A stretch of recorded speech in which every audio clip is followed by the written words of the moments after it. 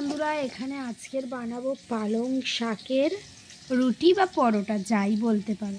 তাই প্রথমে এখানে আটা দিয়েই যেহেতু আজকের বানাচ্ছি, আটার ওপরে ছড়িয়ে নেব বেশ খানিকটা নুন, যতটা পরিমাণ লাগবে।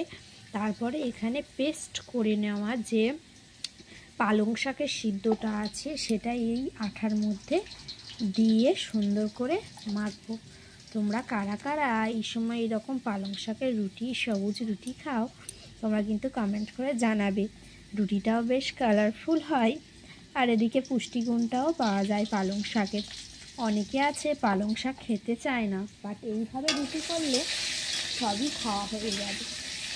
কী বলো তোমরা বন্ধুরা? যেহেতু খুব গরম তাই আস্তে আস্তে মাখিয়ে নেব। যদি খানিকটা জল লাগে সেই হিসেবে জলটা কিন্তু দিতে হবে।